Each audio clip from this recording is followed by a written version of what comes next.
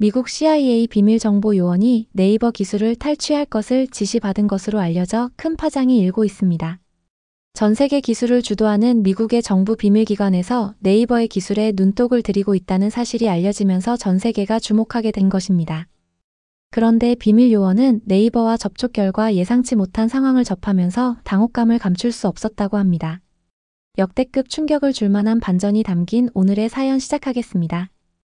여러분의 의견을 댓글로 달아주셔야 나라가 발전합니다. 댓글 열심히 작성해주세요. 마이애미 CIA 본부의 차가운 형광등 아래에서 저는 컴퓨터 화면을 들여다보고 있었습니다. 화면에는 한국의 IT 기업 네이버에 관한 정보들이 가득했어요. 저는 알렉스 케인 CIA 첨단 기술 비밀 정보요원입니다. 늘 미국이 기술의 중심이라고 믿어왔지만 최근 한국에서 들려오는 기술 혁신 소식이 자꾸만 마음에 걸리고 있었어요. 케인, 내 사무실로 와보게. 마이클 해리스 소령의 날카로운 목소리가 이어폰을 통해 들려왔습니다. 저는 즉시 서류들을 정리하고 소령의 사무실로 향했어요. 그의 사무실은 언제나처럼 군대식으로 깔끔하게 정돈되어 있었습니다. 안께, 케인. 최근 한국의 기술 발전이 눈에 띄는군. 특히 네이버라는 기업이 우리 정보국에 관심을 끌고 있어. 해리스 소령은 눈을 가늘게 뜨며 제 반응을 살피고 있었습니다. 네, 소령님. 저도 최근 그들의 AI 기술 발전 속도에 주목하고 있었습니다. 좋아. 그럼 자네에게 특별 임무를 주겠네. 한국으로 가서 네이버의 기술력을 직접 조사하게. 단순한 보고서가 아니라 그들의 혁신이 어떻게 한국 사회 전반에 영향을 미치고 있는지 파악해오게. 저는 잠시 망설였습니다. 한국은 제게 전혀 익숙하지 않은 곳이었어요. 언어도 문화도 모두 생소했습니다. 하지만 저는 도전을 좋아했고 새로운 환경에서의 분석 임무는 제 전문 분야였어요. 언제 출발하면 될까요? 내일 아침이네. 서울에 도착하면 현지 통역사 김예림이 자네를 맞이할 거야. 그녀는 우리 측 협력자이자 네이버에 관한 기본 지식을 갖추고 있지. 다음 날 아침 저는 서울행 비행기에 몸을 실었습니다. 비행기 안에서도 저는 태블릿으로 한국의 문화와 네이버에 관한 자료를 꼼꼼히 살펴보고 있었어요. 그런데 제 머릿속에는 여전히 의문이 맴돌고 있었습니다. 정말 네이버가 구글이나 페이스북 같은 미국 기업들과 견줄 만한 존재일까? 그저 지역 기업에 불과한 것 아닐까? 서울 인천공항에 도착하자마자 저는 그 답을 찾기 시작했어요. 공항에서부터 도시로 향하는 길, 버스 안의 모든 사람들이 스마트폰으로 무언가를 하고 있었습니다. 그들 대부분이 사용하는 앱은 네이버였어요. 검색, 지도, 뉴스, 쇼핑까지. 한 플랫폼 안에서 모든 것이 이루어지고 있었습니다. 케인 씨, 반갑습니다. 호텔 로비에서 김예림이 저를 맞이했어요. 내일부터 본격적인 일정이 시작됩니다. 오늘은 시차 적응을 위해 쉬시는 게 좋겠네요. 하지만 저는 이미 호기심으로 가득 차 있었습니다. 호텔 방에 들어서자마자 노트북을 열고 네이버 서비스들을 하나씩 살펴보기 시작했어요. 처음 네이버 지도를 열었을 때 그 정확도와 상세함에 놀랐습니다. 미국의 구글 맵과 비교해도 전혀 뒤지지 않았어요. 오히려 한국 특유의 복잡한 지하철 환승 정보나 골목길까지 더 자세히 안내하고 있었습니다. 다음으로 파파고라는 번역 서비스를 시험해봤어요. 영어로 복잡한 전문 용어를 입력했는데 한국어로 자연스럽게 번역되었습니다. 반대로 한국어를 영어로 번역할 때도 문맥을 잘 파악하고 있었어요. 창밖으로는 서울의 밤 풍경이 펼쳐지고 있었습니다. 빛나는 고층 빌딩들과 그 사이로 보이는 고궁의 기와지붕이 묘한 조화를 이루고 있었어요. 그 모습이 마치 전통과 첨단 기술의 조화를 상징하는 것 같았습니다. 저는 점점 깨닫고 있었어요. 이것은 단순한 조사 임무가 아니라 제 고정관념에 도전하는 여정이 될 것이라는 사실을. 미국 중심의 세계관으로 바라보던 기술 혁신에 대한 생각이 조금씩 흔들리기 시작하고 있었습니다. 내일은 네이버 본사를 방문할 예정이었어요. 저는 설렘과 긴장감이 뒤섞인 채로 잠자리에 들었습니다. 미국 CIA 요원으로서 쌓아온 제 분석 능력이 진정한 시험을 받게 될 순간이 다가오고 있었어요. 다음 날 아침 저는 김예림과 함께 네이버 본사로 향하고 있었습니다. 판교에 위치한 거대한 유리 건물이 햇빛을 받아 반짝이고 있었어요. 실리콘밸리의 어느 기업 본사와도 견줄 만큼 인상적인 모습이었습니다. 하지만 제 마음속에는 여전히 의심이 자리 잡고 있었어요. 진짜 이곳이 글로벌 혁신을 이끄는 곳이라고요? 글쎄요, 직접 확인해 봐야겠군요. 제 목소리에 담긴 냉소적인 태도를 김예림이 눈치챈 것 같았습니다. 그녀는 미소 지으며 말했어요.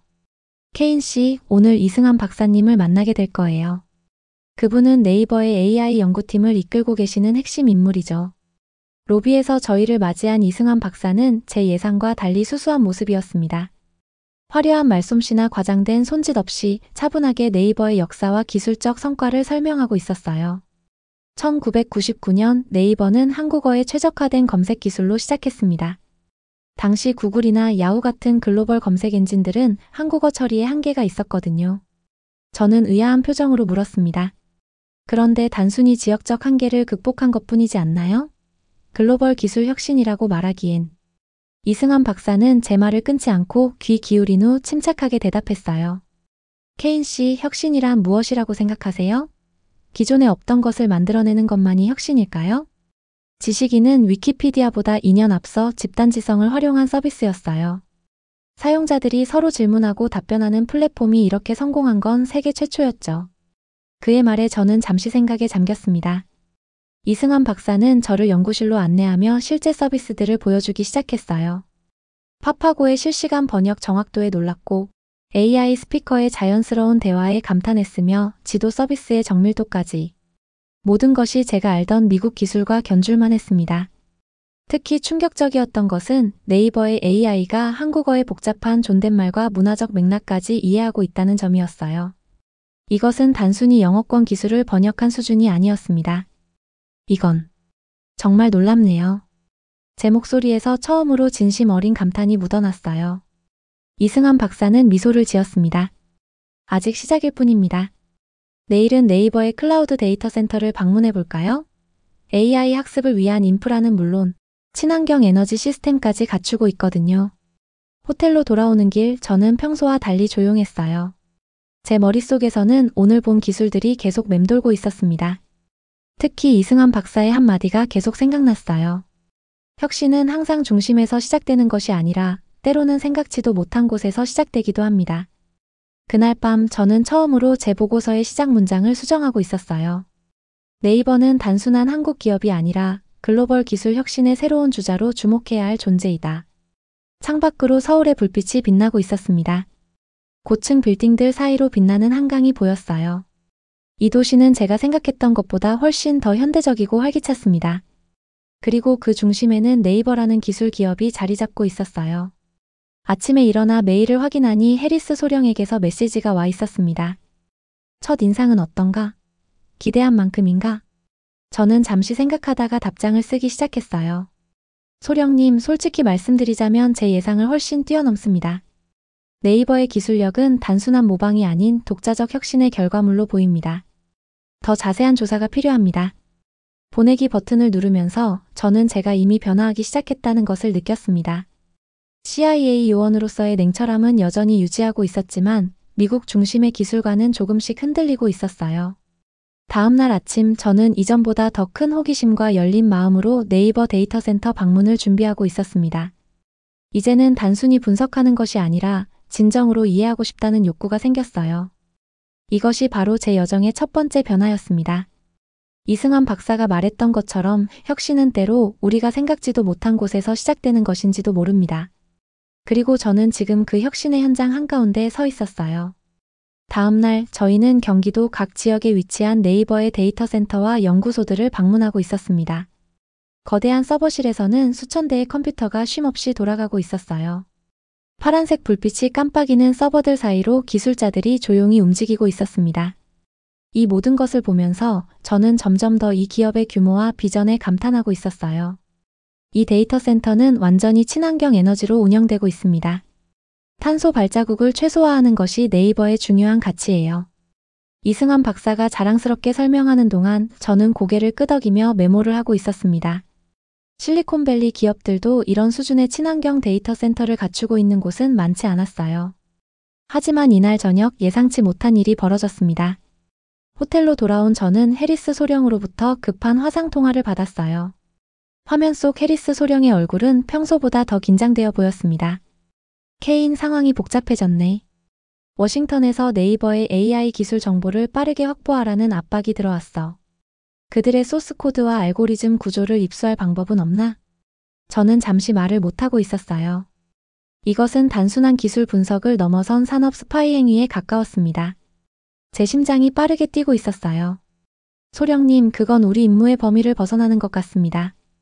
저는 공개된 정보만으로도 충분한 분석이 가능합니다. 화면 속 해리스 소령의 표정이 굳어졌습니다. 케인, 자네 감상적으로 변한 것 같군. 명령을 상기시켜주지. 이건 국가 안보의 문제야. 통화가 끝난 후 저는 깊은 고민에 빠져 있었어요. 창밖으로 보이는 서울의 불빛이 흐릿하게 느껴졌습니다.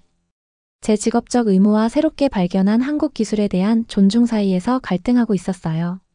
마음속에서는 두 가지 목소리가 싸우고 있었습니다. 다음 날 아침, 이승환 박사는 저를 네이버의 사회공헌 프로젝트 현장으로 데려갔어요. 그곳에서 저는 네이버가 지원하는 스타트업들과 개발자 커뮤니티를 만나고 있었습니다. 밝은 표정의 젊은 개발자들이 열정적으로 자신들의 프로젝트를 설명하고 있었어요. 우리는 기술을 독점하지 않습니다. 오픈소스로 공개하고 더 많은 개발자들이 함께 발전시키도록 돕고 있죠. 이승환 박사의 말이 제 귀에 깊이 박히고 있었습니다. 한 젊은 스타트업 창업자가 다가와 자신의 이야기를 들려주었어요.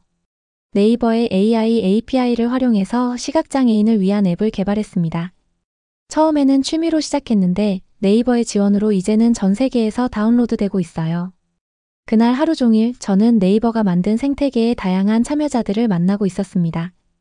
학생부터 노인까지 다양한 사람들이 네이버 기술의 혜택을 받고 있었어요. 네이버는 단순한 기업이 아니라 한국의 디지털 혁신을 이끄는 플랫폼이었습니다. 저녁에 김예림과 한국식 바비큐를 먹으면서 저는 솔직한 고민을 털어놓았어요. 구워지는 고기 냄새가 코끝을 자극하고 있었습니다. 테이블 위에는 다양한 반찬들이 놓여 있었어요. CIA 요원으로서 임무가 있지만 오늘 본 것들은 제가 생각했던 것과 너무 달라요. 네이버의 기술을 훔치는 것이 아니라 함께 배우고 협력하는 방향이 더 맞지 않을까 싶어요. 김예림은 잠시 생각하는 표정을 짓더니 말했습니다. 케인 씨, 당신은 분석가잖아요. 사실에 기반해 판단하세요. 그게 당신 직업의 본질 아닌가요? 그녀의 말은 단순하지만 강력했어요. 저의 머릿속이 맑아지는 느낌이었습니다. 그날 밤 호텔 방으로 돌아와 저는 노트북을 열고 해리스 소령에게 장문의 이메일을 쓰기 시작했어요. 제 손가락이 키보드 위에서 빠르게 움직이고 있었습니다. 네이버의 기술을 탈취하는 것보다 협력 관계를 구축하는 것이 미국에도 더 이익이 될 것이라는 내용이었어요. 저는 구체적인 사례와 데이터를 들어 설명하고 있었습니다. 네이버의 AI 기술이 가진 독특한 강점, 그리고 그것이 어떻게 미국 기술과 상호 보완적일 수 있는지 논리적으로 풀어냈어요. 보내기 버튼을 누르는 순간 제 마음이 이상하게 가벼워졌습니다. 마치 오랜 편견의 무게를 내려놓은 것 같았어요. 창밖으로 서울의 밤하늘을 바라보며 깊은 숨을 내쉬고 있었습니다. 내일은 어떤 응답이 올지, 해리스 소령이 어떤 반응을 보일지 걱정되면서도 제가 올바른 결정을 내렸다는 확신이 들고 있었어요. 잠자리에 들기 전 저는 오늘 만난 개발자들과 사용자들의 얼굴을 떠올리고 있었습니다. 그들의 열정과 자부심이 제 마음속에 깊은 인상을 남기고 있었어요. 이것이 바로 진정한 혁신의 모습이 아닐까 하는 생각이 들었습니다. 다음 날 아침 해리스 소령으로부터 답장이 왔습니다. 제 휴대폰 알림음이 울렸을 때 저는 긴장된 마음으로 메일을 열고 있었어요. 의외로 해리스 소령은 제 제안을 진지하게 검토하겠다고 했습니다. 그리고 놀랍게도 네이버와의 공식적인 기술 교류 가능성을 타진해보라는 새로운 지시를 내렸어요. 케인, 자네 보고서를 상부에 전달했네. 흥미로운 반응이 있었어. 계속해서 좀 더 깊이 알아보게. 특히 협력 가능성에 대해서. 제 가슴이 기쁨으로 뛰고 있었습니다. 이건 제가 기대했던 것보다 훨씬 긍정적인 반응이었어요. 아침 식사를 하면서 저는 오늘의 일정을 계획하고 있었습니다. 호텔 레스토랑의 창문 너머로 아침 햇살이 쏟아지고 있었어요. 이날 저는 이승환 박사의 안내로 네이버의 핵심 연구소인 랩스를 방문했습니다. 이곳은 네이버의 미래 기술이 탄생하는 곳이었어요. 건물 안으로 들어서자 젊은 연구원들이 여기저기서 열정적으로 토론하고 있었습니다. 오늘은 아무도 보여드리지 않았던 것을 공개하겠습니다. 이승환 박사가 비밀스러운 미소를 지으며 말했어요. 그는 저를 특별한 보안 출입증으로 잠긴 작은 회의실로 안내했습니다. 방 안에는 여러 대의 컴퓨터 화면이 켜져 있었어요. 그곳에는 클로바 X라고 불리는 차세대 AI 시스템이 있었습니다. 이승환 박사는 간단한 시연을 보여주었어요. 그가 자연스럽게 대화하듯 질문을 던지자 AI는 마치 사람과 대화하듯 유창하게 대답하고 있었습니다. 놀라운 점은 단순히 질문에 답하는 것뿐만 아니라 사용자의 감정과 상황까지 이해하고 있었어요. 이 AI는 단순한 언어 모델을 넘어섰습니다. 사용자의 말투, 문맥, 심지어 과거 대화 기록까지 분석해 적절한 서비스를 선제적으로 제안할 수 있어요. 제 눈이 커지고 있었습니다. 이건 미국에서도 아직 개발 중인 수준입니다. 솔직한 감탄이 저도 모르게 입에서 나왔어요. 그때 이승환 박사가 갑자기 심각한 표정으로 말했습니다. 케인 씨, 솔직히 말씀드리자면 우리는 당신이 CIA 요원이라는 것을 처음부터 알고 있었습니다. 제 온몸이 순간 얼어붙었어요. 심장이 빠르게 뛰고 있었습니다. 발각된 것일까? 위험에 처한 것일까? 여러 가지 생각이 머릿속을 스쳐 지나가고 있었어요. 이승환 박사는 미소를 지으며 손을 저었습니다. 걱정 마세요. 적대적인 의미가 아닙니다. 오히려 이번 기회를 통해 미국과의 기술 협력 가능성을 타진하고 싶었습니다. 우리는 당신이 공정한 평가자가 될 것이라 믿었고요. 저는 말을 잃고 있었어요. 이 순간까지 제가 그들을 조사하고 있다고 생각했지만 사실은 제가 시험받고 있었던 것이었습니다. 그리고 그 시험은 단순히 기술적 이해가 아니라 편견을 넘어 협력의 가능성을 볼 수 있는지에 관한 것이었어요. 왜 저를 신뢰하셨나요? 이승환 박사는 차분하게 대답했습니다. 당신의 보고서들을 몇 개 읽어봤습니다. 당신은 항상 사실에 충실했고 편향되지 않은 분석을 제공했더군요. 그런 사람이라면 한국의 기술을 공정하게 평가할 수 있을 거라 생각했습니다. 그날 오후 저희는 네이버의 최고 경영진과 함께 회의실에 모여 있었어요. 테이블 주위에는 한국과 미국의 국기가 작게 놓여 있었습니다. 저는 이제 조사 대상에서 협력 중재자로 역할이 바뀌었어요. 이것은 제 CIA 경력 중 가장 예상치 못한 전환이었습니다. 회의실에서는 활발한 토론이 오가고 있었어요. 한국의 기술 책임자들과 제가 미국을 대표해서 협력 가능성에 대해 논의하고 있었습니다. AI 윤리, 데이터 보안, 언어 처리 기술 등 다양한 주제가 테이블 위에 올라와 있었어요. 회의가 끝난 후 서울의 한 전통 찻집에서 이승환 박사와 단둘이 차를 마시며 대화를 나누고 있었습니다. 따뜻한 차 향기가 코끝을 간지럽히고 있었어요. 창밖으로는 현대적인 빌딩과 고궁이 공존하는 서울의 독특한 풍경이 펼쳐져 있었습니다. 제가 처음 네이버에 합류했을 때 우리는 글로벌 기업들의 그림자에 가려져 있었습니다. 하지만 우리는 그들을 단순히 따라가는 것이 아니라 우리만의 길을 개척하기로 했죠. 한국의 문화와 언어, 사회적 맥락을 이해하는 기술을 만들기로요. 저는 깊이 이해하며 고개를 끄덕이고 있었습니다. 그것이 성공의 비결이었군요. 맞습니다. 글로벌 표준을 수용하되 우리만의 독특한 가치를 더하는 것. 이것이 네이버, 더 나아가 한국 IT의 철학입니다. 찻집의 창문 너머로 서울의 석양이 아름답게 물들고 있었어요. 현대적인 고층 빌딩들 사이로 고궁의 기와지붕이 보였습니다. 그 모습이 마치 네이버가 추구하는 철학의 시각적 은유처럼 느껴졌어요. 전통과 혁신의 조화. 저는 그때 깨달았습니다. 제가 찾던 답은 기술적 세부사항이 아니었어요. 진정한 혁신은 어떤 문화적, 사회적 맥락 속에서 탄생하는지, 그리고 그것이 어떻게 사람들의 삶을 변화시키는지에 있었습니다. 호텔로 돌아오는 길에 저는 생각에 잠겨 있었어요. 제 임무는 이제 완전히 새로운 방향으로 흘러가고 있었습니다. 저는 더 이상 정보를 빼내는 스파이가 아니라 두 나라 사이의 기술 교류를 돕는 다리 역할을 하게 된 것이었어요. 한국에서의 마지막 날, 저는 네이버 본사 근처 카페에 앉아 최종 보고서를 작성하고 있었습니다. 창밖으로는 가을 햇살이 부드럽게 비치고 있었어요. 테이블 위에는 따뜻한 아메리카노가 김이 모락모락 피어오르고 있었습니다. 이 보고서는 제가 지금까지 작성한 어떤 보고서와도 달랐어요. 단순한 기술 분석을 넘어 혁신이 탄생하는 문화적 토양에 대한 깊은 통찰이 담겨 있었습니다. 저는 키보드를 두드리며 결론을 적고 있었어요. 21세기 혁신의 중심에는 더 이상 미국만 있는 것이 아닙니다. 한국을 대표하는 네이버가 그 증거입니다. 이 문장을 타이핑하면서 저는 이 여정이 단순한 조사 임무가 아니라 제 세계관을 완전히 바꾸는 경험이었음을 깨닫고 있었습니다. 제 머릿속에서는 지난 며칠간 본 광경들이 영화처럼 지나가고 있었어요. 네이버의 데이터 센터, 젊은 개발자들의 열정적인 모습, 그리고 기술을 통해 변화된 사람들의 일상까지. 저는 한국의 문화적 특성이 어떻게 독특한 기술 혁신으로 이어졌는지 설명하고 있었습니다. 빠른 변화를 받아들이는 사회적 분위기, 교육에 대한 높은 가치, 그리고 실용성을 중시하는 접근 방식이 네이버 같은 기업을 탄생시켰다고 분석했어요.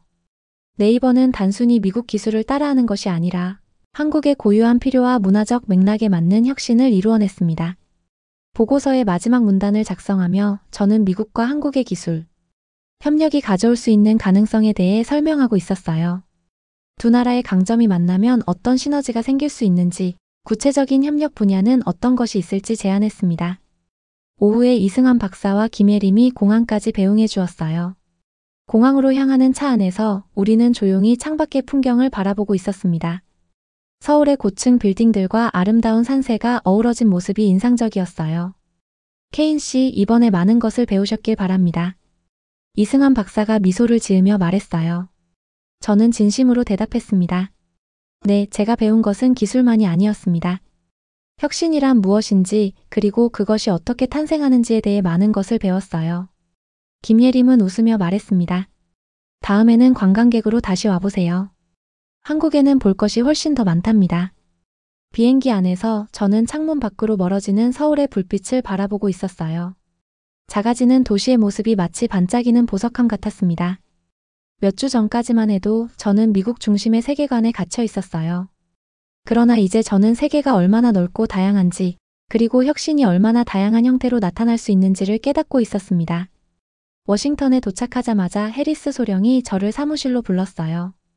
그의 사무실은 항상처럼 깔끔하게 정리되어 있었습니다. 창밖으로는 워싱턴 기념탑이 보이고 있었어요. 케인, 자네 보고서가 꽤 파장을 일으키고 있네. 심지어 국가안보회의에서도 논의되었다더군. 저는 긴장된 목소리로 물었습니다. 긍정적인 의미에서인가요, 소령님? 처음에는 논란이 있었지. 하지만 자네가 제안한 협력 방안에 관심을 보이는 사람들이 많아. 특히 AI 윤리와 데이터 보안 분야에서 네이버의 접근법이 주목받고 있어. 해리스 소령은 잠시 생각에 잠기더니 말을 이었어요. 그의 날카로운 눈빛이 부드러워지고 있었습니다. 케인, 자네가 한국에서 경험한 것이 정말 그렇게 인상적이었나? 저는 망설임 없이 대답했어요. 네, 소령님. 네이버는 단순한 기업이 아닙니다. 그들은 한 국가의 디지털 문화와 미래를 만들어가고 있어요. 우리가 실리콘밸리만 바라보는 동안 세계 다른 곳에서는 우리와는 다른 방식으로 혁신이 일어나고 있었습니다. 다음 주 저는 CIA 본부에서 고위 관리자들을 대상으로 네이버와 한국의 기술, 혁신에 관한 브리핑을 하고 있었어요. 대형 스크린에는 제가 준비한 자료들이 차례로 나타나고 있었습니다. 브리핑 후 많은 질문이 쏟아졌어요. 그들 중 일부는 여전히 회의적이었지만 대부분은 진지하게 경청하고 있었습니다. 한 달 후 미국과 한국 간의 첫 공식 기술 협력 회의가 열렸어요. 그리고 놀랍게도 저는 그 회의에 미국 측 대표단 일원으로 참석하고 있었습니다. 회의장에는 양국의 국기가 나란히 걸려 있었어요. 회의장에 들어서자 맞은편에 이승환 박사가 앉아 있었습니다. 그는 미소를 지으며 고개를 끄덕였어요. 우리는 서로를 바라보며 따뜻한 눈인사를 나누고 있었습니다. 그 순간 저는 제가 단순한 정보 수집자에서 문화가 한 다리 역할을 하는 사람으로 성장했음을 느꼈어요. 이것이야말로 진정한 영웅의 여정이 아닐까요? 익숙한 세계를 떠나 낯선 세계로 모험을 떠났다가 새로운 지혜를 얻어 돌아와 그것을 나누는 것. 회의가 시작되고 저는 양국 대표들에게 말하고 있었습니다. 오늘 우리가 시작하는 이 대화는 단순한 기술 교류를 넘어 서로 다른 문화와 관점이 만나 새로운 혁신을 창출하는 기회가 될 것입니다. 제가 써내려간 보고서의 마지막 문장이 떠올랐어요. 앞으로도 네이버가 만들어낼 새로운 미래가 기대됩니다. 그리고 그 미래는 이제 경쟁이 아닌 협력을 통해 함께 만들어갈 수 있을 것입니다. 저는 이 여정을 통해 진정한 혁신이란 무엇인지, 그리고 그것이 어떻게 세계를 변화시킬 수 있는지를 배웠어요. 이것은 제 인생에서 가장 중요한 임무였습니다.